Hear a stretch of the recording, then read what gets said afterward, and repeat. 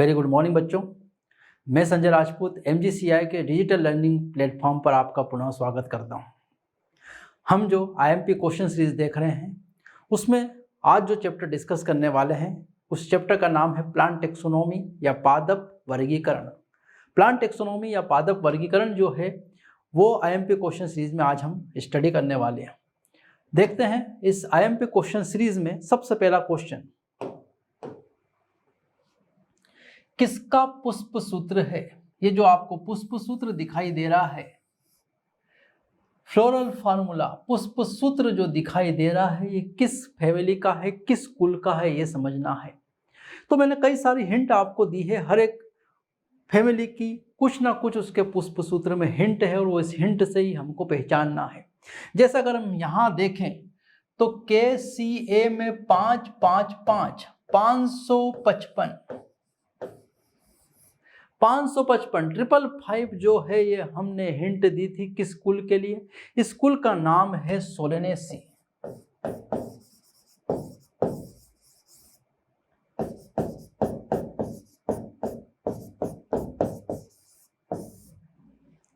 पाँच सौ पचपन 555 जो है ये पुष्प सूत्र किसका होता है? सोलेनेसी का। मैंने बताया है, हर एक की हिंट दी है, हर एक कुल की, हर एक फैमिली की हिंट दी है और यहाँ की जो हिंट है वो 555 है। इससे हम पहचान जाते हैं कि ये जो फ्लोरल फार्मूला है ये किस फैमिली का है? सोलेनेसी फैमिली का। और सोलेनेसी फैमिली का कैरेक्टरिस्टिक फीचर है Solan ovary and oblique ovary. अंडाशय फुला हुआ और तिरछा जो है ये मुख्य लक्षण है सोलेनेसी फैमिली का। और सोलेनेसी फैमिली में अधिकतर सब्जियां रखी गई है। Vegetables are placed in Solanaceae family. तो इस यहाँ जो आपको दिखाई दे रहे हैं जो भी प्लांट्स हैं हम सबको डिस्कस करेंगे किस फैमिली के हैं और कौन सा करेक्ट आंसर है। सबसे पहला हमारे सामने जो आंसर आ रहा है वो Brassica, Brassica oleracea, Brassicaceae family का है। ये क्रूसीफेरी या ब्रेसिकेसी फैमिली का है। आसानी से पहचाना जा सकता, मतलब ये उत्तर तो हो नहीं सकता। एलियम सेपा, एलियम सेटाइवम, प्याज और लहसुन की बात कर रहे हैं और ओनियन और गार्लिक की जो बात कर रहे हैं ये सब लिलिएसी फैमिली को बिलोंग करते हैं। इसका मतलब ये उत्तर भी सही नहीं हो सकता। अगला है Sesbania, Sesbania belongs to family Leguminosae, Leguminosae कुल का है सेजबानिया, इसलिए ये भी नहीं हो सकता। Petunia is the correct answer. Petunia किस फैमिली को बिलोंग करता है? सोलेनेसी फैमिली को। तो सोलेनेसी फैमिली का जो प्लांट है वो कौन सा प्लांट है? पिटूनिया प्लांट है। तो इसका करेक्ट आंसर क्या होगा? पिटूनिया। तो इस प्रकार हमने यहाँ इस पुष्प सूत्र को देखकर, फ्लोरल फार्मूला को देखकर उसका करेक्ट फैमिली जो है वो आइडेंटिफाई करेंगे और फैमिली के अंदर जो हम इंपॉर्टेंट प्लांट्स हम डिस्कस करते हैं वो इंपॉर्टेंट प्लांट्स की लिस्ट के अकॉर्डिंग हम यहाँ आंसर सिलेक्ट करते हैं। तो करेक्ट आंसर क्या है? पिटूनिया। नेक्स्ट क्वेश्चन की तरफ चल रहे हैं हम।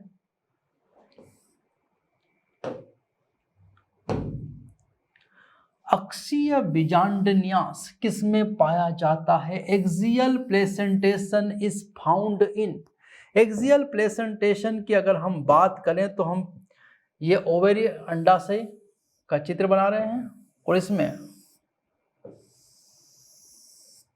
ये ओवेरी या अंडाशय का चित्र है और इस अंडाशय के चित्र में यहाँ पर केंद्र पर इस तरह से 3 दीवारें उठाई जाती हैं और केंद्र पर लगे होते हैं बीजांड, ओव्यूल,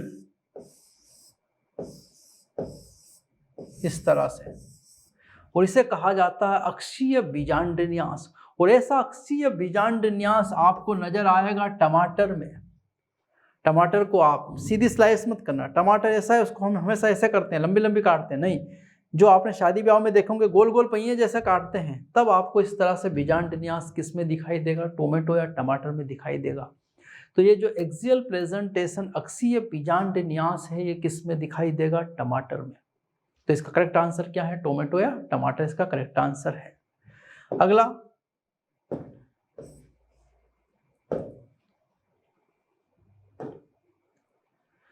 चार लंबे तथा 2 छोटे पुंकेसर, पुंकेसर 4 लंबे और 2 छोटे, 4 धन 2 मतलब 6 विशिष्ट लक्षण किस कुल में पाया जाता है?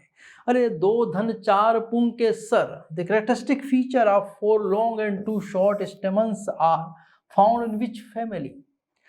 तो अगर हम इनके वर्ल की बात करें तो बाहर के घेरे में 2 लंबे और अंदर के घेरे में 4 जो है वो छोटे, 2 धन 4 या 4 धन 2 जो पुंकेसर है, स्टेमन है, ये फैमिली होती है क्रूसीफेरी या ब्रेसिकेसी फैमिली का लक्षण है। इस स्थिति को हमने बाद में कई बार बताया गया और ये फेमस प्रश्न, इसे कहा जाता है टेट्राडाइनेमस स्थिति।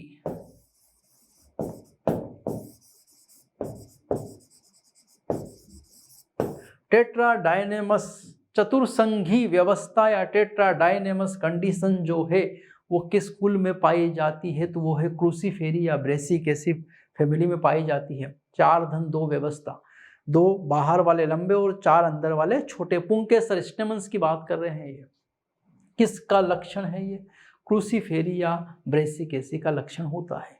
अगला प्रश्न देखते हैं यहां से,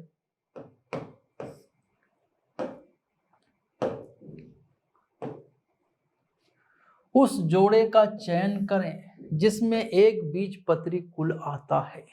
select the pair which contains monocotyledons family. Monocotyledons एक बीजपत्री पौधे, जैसे गेहूं का जो बीज होता है एक बीजपत्री होता है, जिसकी दाल नहीं बन सके, जैसे चने की दाल बन जाती है द्विबीजपत्री। जो भी दालें होती हैं जिनमें जो है मूंग उड़द दाल, ये सब क्या है? द्विबीजपत्री पौधे हैं। पर जिसकी दाल नहीं बनती, जैसे गेहूं की दाल नहीं बनती, ज्वार की दाल नहीं बनती, मक्का की दाल नहीं बनती, ये सब कैसे हैं? एक बीजपत्री पौधे हैं। तो ये जो मोनोकोटिलेडन्स है एक बीजपत्री पौधों का कुल कौन सा है? वो कुल होता है लिलियसी व पोएसी। कुल कौन सा है? लिलियसी व पोएसी।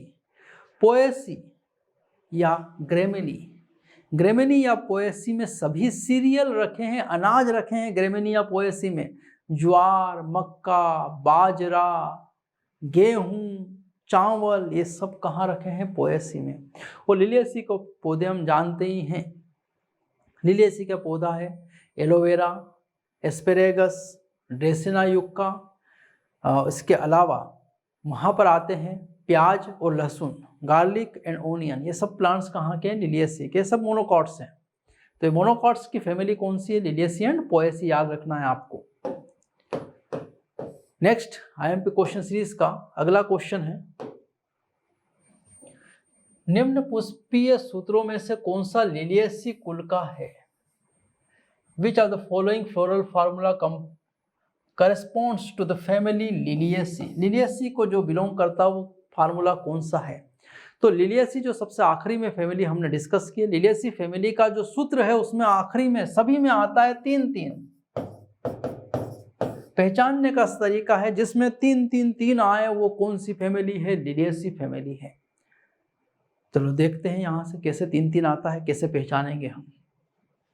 इसमें 3-3 है, इसमें 3-3 नहीं, इसमें यहाँ कुछ नहीं आ रहा है, मतलब ये तो उत्तर हो ही नहीं सकता। इसमें भी 3-3 है और इसमें भी 3-3 है। 3-3 में अब ये 3 हो गए हैं। हम जानते हैं सब में अंडाशय सुपीरियर है, इन्फीरियर अंडाशय मतलब जी ऊपर केवल लगा होता है एस्टेरेसी या कंपोजिटी, और दूसरा है कुकुरबिटेसी। ऐसा तो कुछ दिख नहीं रहा है लिलियसी में, तो अंडाशय ऐसा, मतलब 2 ऑप्शन तो गलत हो गए, बचा ये और ये। दोनों में ज्यादा सही कौन सा है? डमरू। क्यों है? क्योंकि इसमें 3 धन 3 है, ये 3 धन 3 की वर्ल में चलते हैं। 3-3-3 है लेकिन 3 धन 3 की में चलते हैं। यहाँ डायरेक्ट 3-3 की में ऐसा नहीं है, 3 धन 3 के रूप में चलता है। इसलिए सबसे सही उत्तर क्या है? डमरू। पहचानने का तरीका तो यह है लिलियसी कुल का फ्लोरल फार्मूला, पुष्प सूत्र है लिलियसी फैमिली का। अब हम अगले प्रश्न की तरफ चल रहे हैं, अगले क्वेश्चन की तरफ चल रहा है एमपी सीरीज में।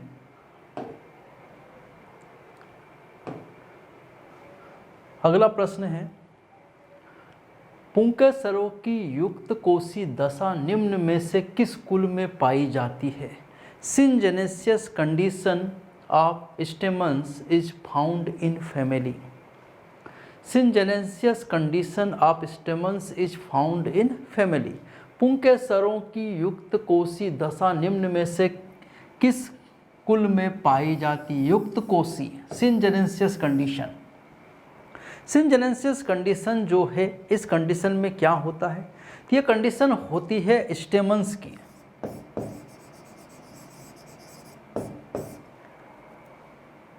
पुंकेसर स्टेमन या पुंकेसर की दशा होती है। स्टेमन में एंथर परागकोश, यह है एंथर और यह है फिलामेंट।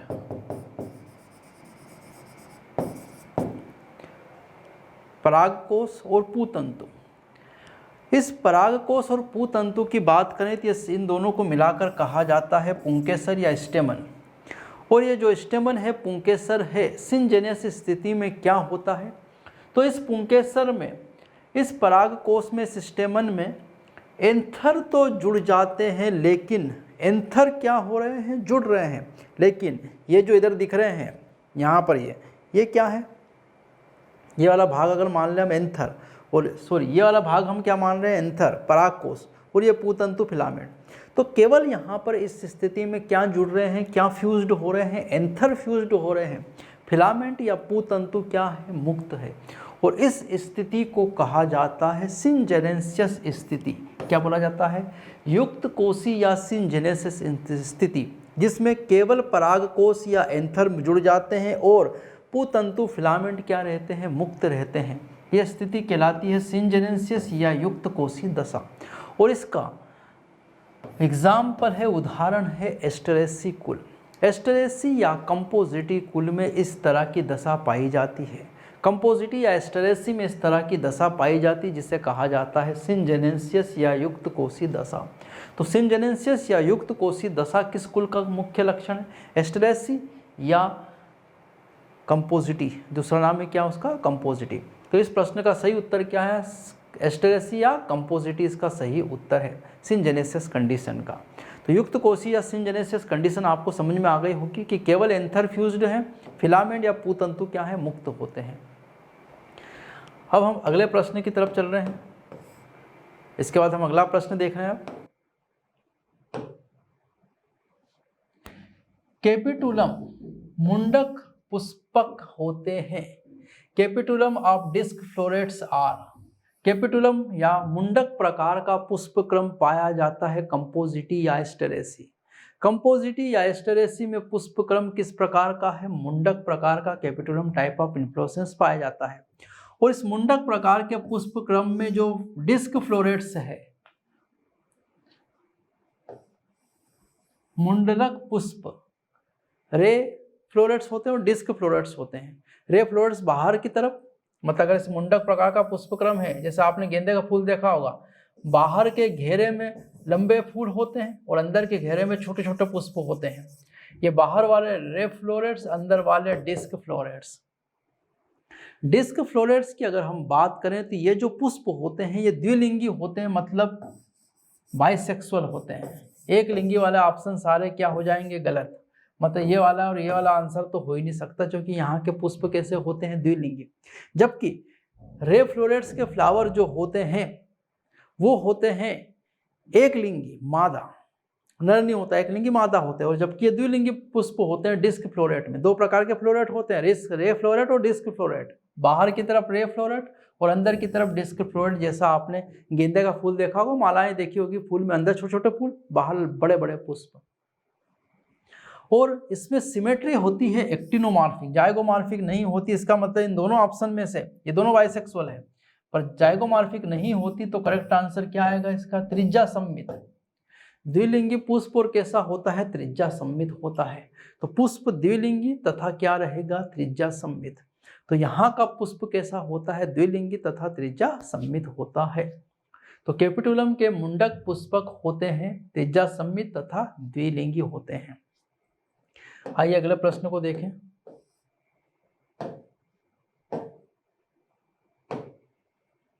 कील, नोतल किसके पुष्प का अभिलाक्षणिक लक्षण है। तो हमने देखा है यहाँ से कि एक स्टैंडर्ड, दो विंग और सामने दो कील। और ये जो होता है इसे वेक्सिलरी एस्टिवेशन भी कहा जाता है। और ये जो है ये लक्षण होता है पेप्लियोनेसी का।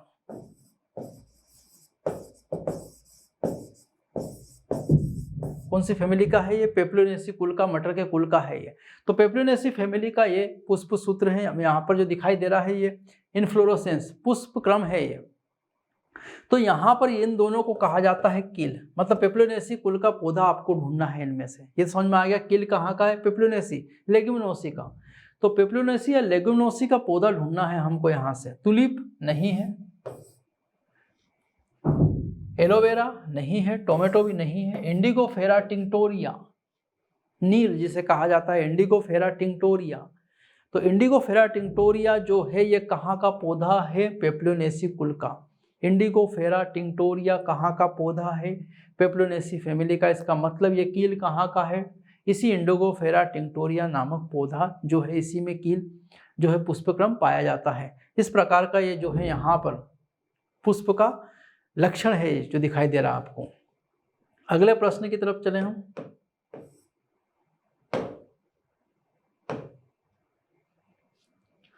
बहुसंगी पद किससे संबंधित है, टर्म पॉलीडेल्फस इज रिलेटेड टू। पॉलीडेल्फस का क्या मतलब है, एक होता है मोनोएडेल्फस। मोनोएडेल्फस का मतलब है कि जितने भी स्टेमन्स पुंकेसर है वो सब के सब एक साथ एक बंडल में हो। जैसे यहाँ पर मान लो ये चार डंडे हैं और चार डंडे एक साथ बनाकर एक गठरी बना रहे हैं, तो इस स्थिति को कहा जाता है मोनोएडेल्फस। सारे स्टेमन क्या है यहाँ पर एक बंडल में है, एक बंडल को क्या कहा गया है, मोनोएडेल्फस। अगर एक ये चार एक साथ है और ये दो एक साथ, एक साथ है, इधर 9 मान लो और ये एक साथ है, दो बंडल है तो इसे कहा जाता है डायडेल्पस। एक बंडल हो तो मोनोएडेल्पस, दो बंडल हो तो डायडेल्पस, और कई सारे बंडल हो, ये 2 बंडल है, एक बंडल ये 3 का, ऐसे कई सारे बंडल हो तो इस स्थिति को कहा जाता है पॉलीएडेल्पस, बहुसंगी। एक संगी, द्विसंगी और बहुसंगी। एक बंडल हो एक संगी, 2 बंडल हो द्विसंगी, कई सारे बंडल हो बहुसंगी। एक सिंगल बंडल हो मोनोएडेल्पस, 2 बंडल हो डायडेल्पस, 3 बंडल हो इससे ज्यादा हो तो पॉलीएडेल्पस। और ये स्थिति किसके लिए होती, स्टेमन या एंड्रोसियम की। किसके लिए है ये, एंड्रोसियम या पुमंग के लिए है। बहुसंगी शब्द हम प्रयोग किसके लिए करते हैं, पुमंग के, क्योंकि पुमंग की एक इकाई पुंकेसर और पुंकेसर की संख्या के लिए ही ये प्रयोग किया जाता है। तो मोनोडेल्पस कंडीशन किसके लिए है, ये एंड्रोसियम से संबंधित शब्द है, ये पुमंग से संबंधित है, जो कि पुंकेसर की हम यहाँ पर बात करते हैं। अब हम अगला प्रश्न और आखिरी प्रश्न की तरफ चल रहे हैं। यहाँ से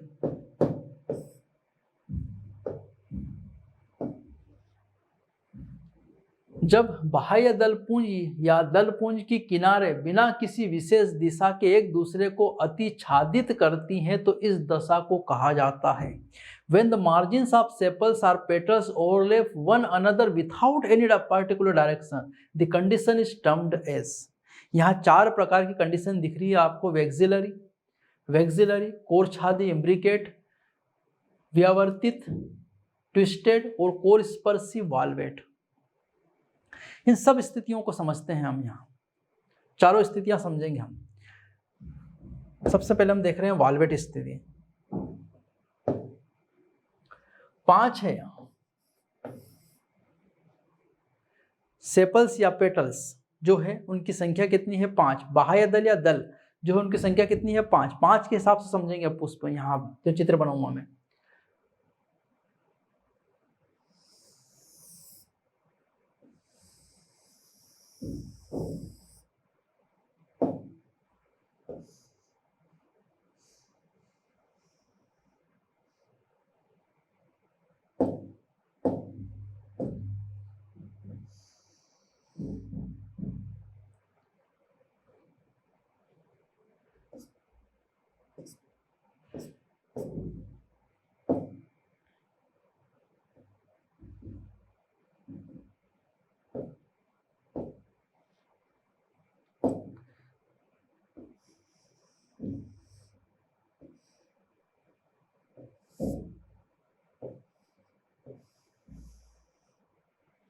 देखो 5 पुंकेसर दिख रहे हैं यहाँ, सॉरी 5 ये जो क्या दिख रहे हैं, सेपल्स या पेटल्स।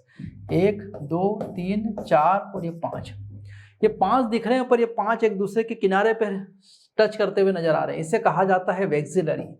क्या बोला जाता है, वेक्सिलरी। सबसे पहला वाला कौन सा यहाँ पर, वेक्सिलरी, सॉरी वाल्वेट। सबसे पहला वाला यहाँ क्या दिख रहा है, वाल्वेट। सबसे पहला वाला क्या नजर आ रहा है यहाँ पर, वाल्वेट। ये वाल्वेट जो है कोर स्पर्शी, ये कोर स्पर्शी वाल्वेट का मैंने यहाँ चित्र बनाया है। ये कोर स्पर्शी या क्या बताया है, वाल्वेट। ऐसे ही अब हम वैक्सिलरी की तरफ बात करें, देखो यहाँ से वैक्सिलरी बना रहा हूं मैं, ये वाल्वेट वाला है, ये वैक्सिलरी, एक स्टैंडर्ड, 2 विंग्स और 2 सामने कील, ये वैक्सिलरी।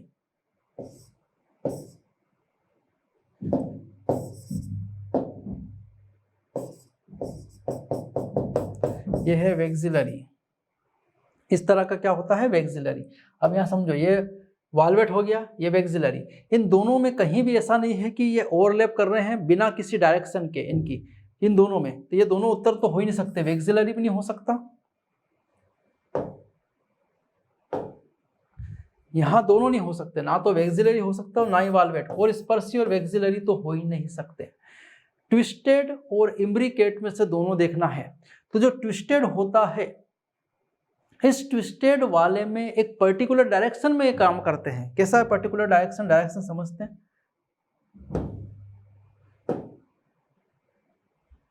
ये जो 5 बनाए मैंने यहां पर से,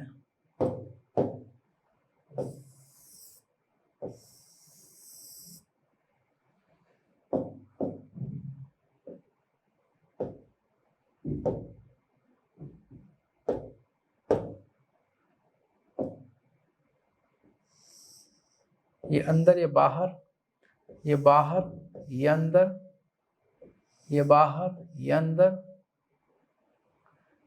ये बाहर, ये अंदर, और ये अंदर बाहर, पर्टिकुलर डायरेक्शन में दिख रहे हैं। यहाँ एक एज अंदर है तो दूसरी एज बाहर, एक एज अंदर है तो दूसरी एज बाहर, एक एज अंदर है तो दूसरी, यहाँ पर ये बाहर है तो यार ये एज कहाँ आनी चाहिए थी, देखो यहाँ पर ये बाहर है तो ये वाली एज जो आएगी वो कहाँ आएगी, अंदर। ये एज बाहर तो ये एज आएगी अंदर, और ये अंदर है तो ये एज आएगी बाहर। तो ये एज अंदर तो दूसरी एज बाहर, ये एज अंदर तो ये एज बाहर, ये बाहर तो ये अंदर, ये अंदर बाहर वाला है, इसे कहा जाता है ट्विस्टेड। और इस ट्विस्टेड में भी एक पर्टिकुलर डायरेक्शन है यहाँ पर, एजेस की ओवरलैप तो कर रही है लेकिन एक डायरेक्शन है। डायरेक्शन केवल किसमें नहीं है, यहाँ से देखते हैं। डायरेक्शन मतलब ये ट्विस्टेड में भी डायरेक्शन है, इसका मतलब ये भी नहीं हो सकता। आंसर तो हमारा कौन सा है, इम्ब्रिकेट, कोर छादी। तो ये कैसा होता है, तो यहीं अपन बना लेते हैं इसका चित्र, ये कैसा होता है, कोर छादी।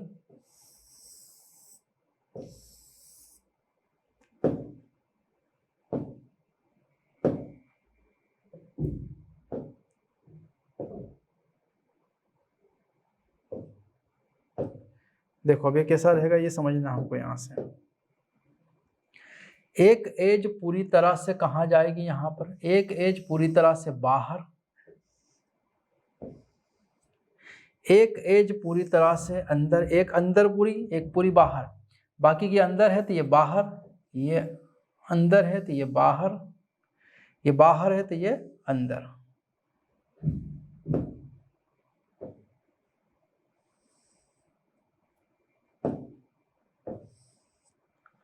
मतलब एक पूरी तरह से कहाँ जाएगा, बाहर, एक पूरी तरह से कहाँ जाएगा, अंदर।